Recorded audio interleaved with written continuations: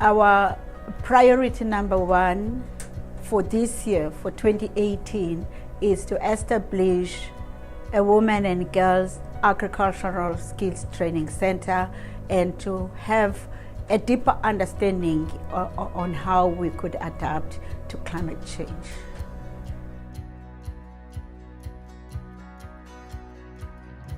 That we create the space and that we amplify the voices of their mobilizing and their organizing. When women and girls mobilize and organize, they make change. They change the world. We have seen this for decades. It's women's mobilizing that has achieved all that we see in gender equality. And so strengthening movement building, strengthening the mobilizing and organizing of women and girls, that is what is going to create change. So that is the big hope, that mobilizing and that organizing strengthens and powers from day to day.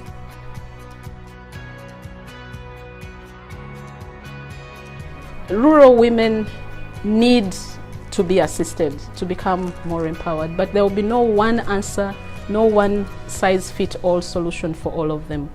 Let us know that the rural women are various. You know, they are young, they are women in their productive years, and they are elderly people, they are disabled women, they are, you know, all categories of women in the rural areas. So the solution should be to understand the context of these rural women and provide means which enables the variety of needs of these categories of women to be met.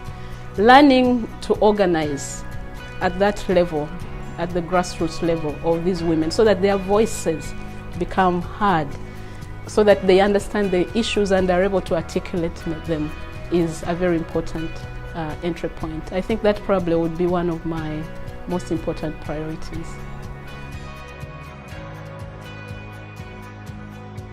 You know, the most important thing is that they should start living life free from violence.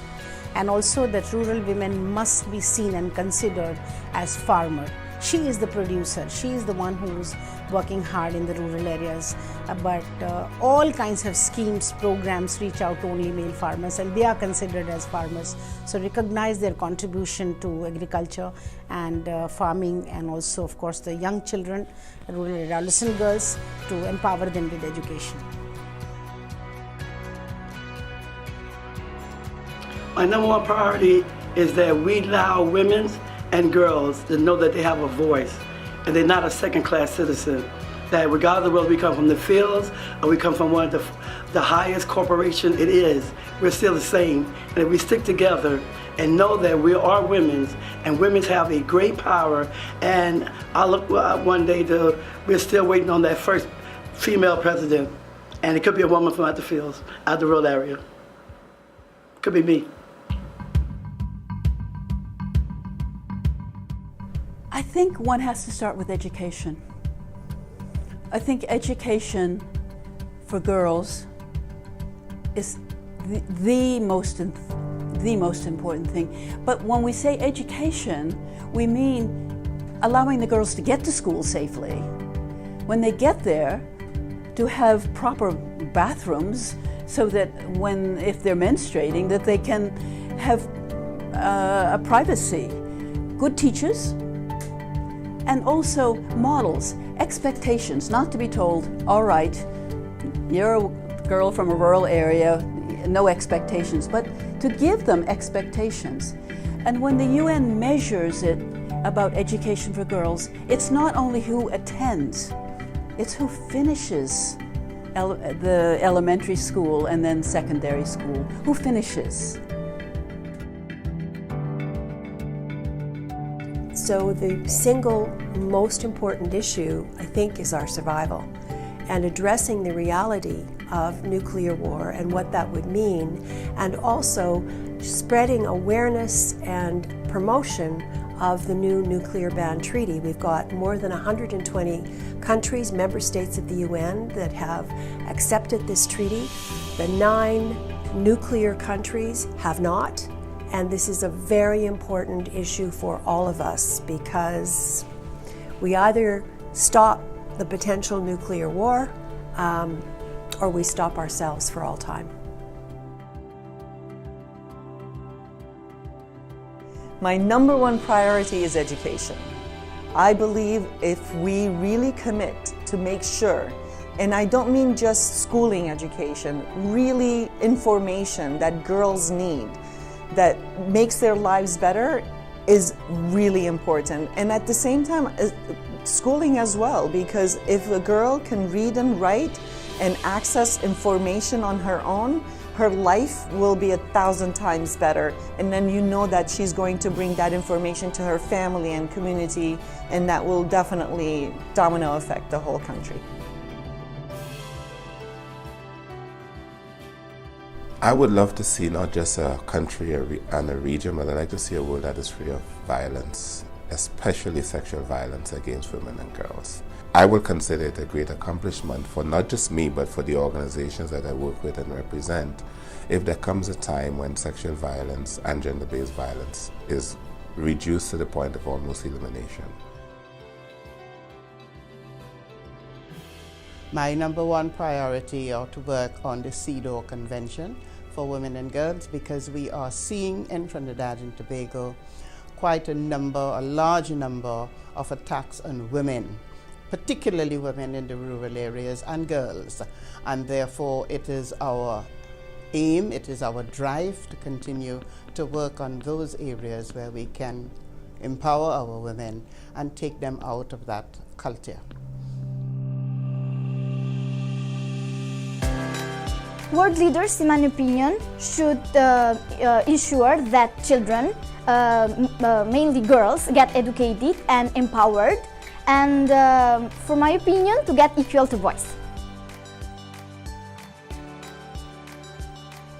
And number one priority is certainly getting out there and trying to get them connected and empowered through the digital technology, and celebrating the stories that we have in New Zealand of how they've turned some of their challenges of distance, remoteness into their opportunities, and the resilience of these women to go, actually, I need something else, because where they are on farm, they're not earning money, or where they live, they've turned into some incredible businesses. And some of that resilience and some of that, the ideas that they've got, would be great to resourcefulness to share with other people.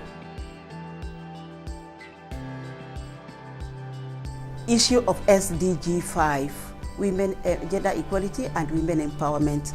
We have the target on target 5.6a, where it talks of creating reforms that will make women achieve equal opportunities, and on the issue of land rights, on the issue of resources, issue of economic empowerment.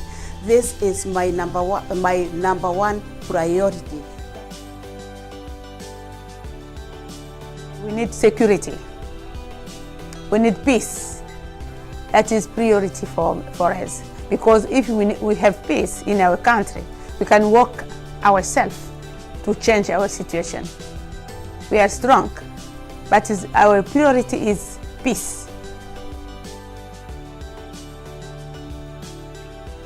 My number one priority, but I'm going to pinch two at the same time. One is that the UN appoint a special rapporteur to address widowhood, and that actually governments do much more to support with social justice funding widows to band together so that we can hear their voices. I think it's the right to land is the first step. They need to have the right to land, because that means that when they have access to land, they have also a better quality of housing, the right to food, the right to education. So all these issues are connected. My number one priority to improve the lives of women and girls would be so that they have access to health care, excluding their social determinants, and it doesn't depend on the zip code they live, the area they live, or what their socioeconomic status is.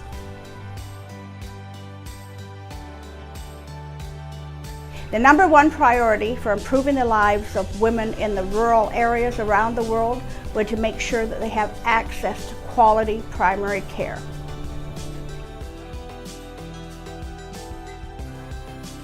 Education is my #1 priority because I do believe that if these women were educated, they can go far, they can be really empowered to do something for the development not only of themselves but in their community.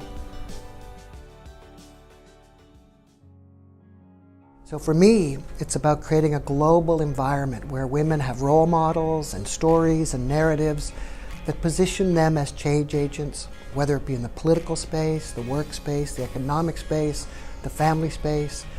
Those are the ways to really change the world, is to give people the belief that they can make a difference, and then the tools and the knowledge and the access to actually do it.